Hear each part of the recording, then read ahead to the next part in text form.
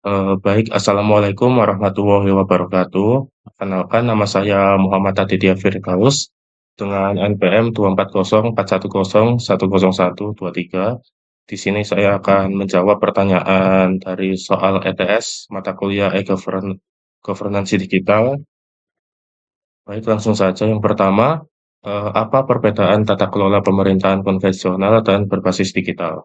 Menurut saya kalau dulu pemerintahan itu masih dijalankan secara konvensional, yang artinya semua prosesnya itu dilakukan secara manual dan tatap muka langsung. Misalnya kalau masyarakat mau mengurus dokumen seperti KTP, pajak, atau izin usaha, mereka harus datang ke kantor, isi formulir, kertas, kemudian menunggu lama. Semua prosesnya itu tergantung dari pegawai, dan prosesnya itu cenderung lambat. Nah, saat ini pemerintah mulai beralih ke sistem governance digital atau e-government, yaitu tata kelola pemerintahan yang memakai teknologi informasi dan internet dalam memberikan layanan. Seperti yang dijelaskan dalam materi, e-government itu mencakup hubungan G2C, government to citizen, G2B, government to business, dan G2G, government to government. Dengan digitalisasi, pelayanan ini jadi lebih cepat, efisien, transparan, dan bisa diakses kapan saja. Contohnya seperti platform aplikasi lapor, OSS, dan e-Samsat. Jadi menurut saya kesimpulannya perbedaannya kalau pemerintahan konvensional itu fokusnya di hasil dan efektivitas, sedangkan pemerintahan digital itu fokusnya di transparansi dan efisiensi. Kemudian soal kedua, bagaimana solusi mengatasi kesenjangan digital antara aktor pemerintah dan masyarakat?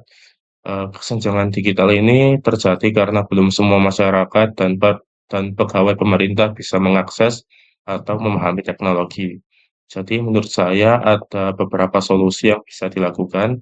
Yang pertama itu ada pemerataan infrastruktur. Pemerintah harus memperluas jaringan internet ke seluruh daerah. Contohnya bisa dengan program seperti Palaparing, karena program tersebut bisa membantu menghubungkan jaringan internet ke wilayah yang terpencil. Kemudian, eee, yang kedua itu bisa dengan peningkatan literasi digital, eee, mengingat banyak orang yang mempunyai gadget seperti HP, tapi belum tahu cara pakai aplikasi layanan publik. Jadi menurut saya ini perlu ada pelatihan agar masyarakat dan pegawai itu bisa lebih paham teknologi. Kemudian yang ketiga itu ada akses gratis dan terjangkau, yang di mana pemerintah itu bisa memasang WiFi gratis di ruang publik seperti sekolah dan balai desa untuk memudahkan akses internet. Yang keempat yaitu bisa kebijakan inklusif, yaitu bisa memastikan layanan digital juga bisa diakses oleh masyarakat di daerah tertinggal dan kelompok rentan. Dengan langkah-langkah tersebut, kesenjangan digital itu bisa diperkecil dan semua warga bisa menikmati layanan digital secara merata. Kemudian soal ketiga, apa saja tantangan implementasi e-government di negara berkembang? Negara berkembang seperti Indonesia itu masih menghadapi beberapa kendala saat menerapkan e-government, antara lain yang pertama itu infrastruktur yang belum merata. Di banyak daerah jaringan internet itu masih tergolong lemah, padahal menurut saya ini penting untuk pelayanan digital. Kemudian yang kedua itu kurangnya SDM yang cerdas teknologi. Banyak aparatur pemerintah itu belum terbiasa dengan sistem digital, jadi menurut saya itu perlu adanya pelatihan dan pendampingan.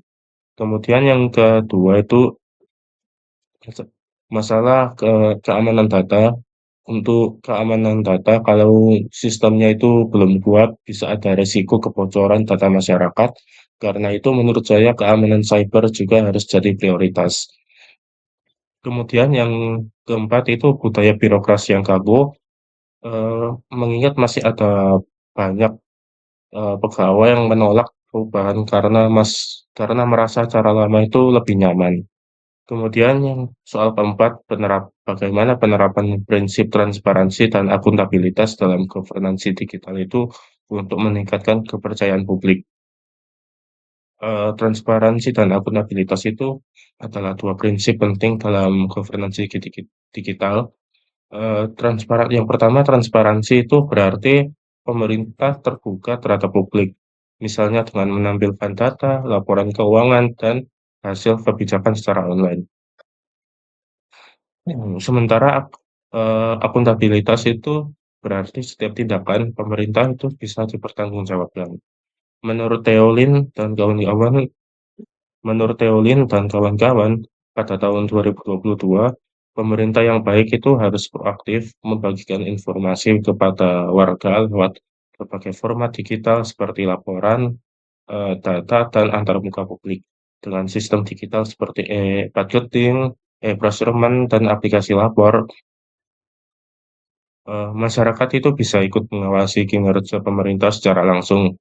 Dampaknya kepercayaan publik itu bisa meningkat karena warga bisa tahu pemerintahnya itu transparan, terbuka, dan bisa diajak berpartisipasi.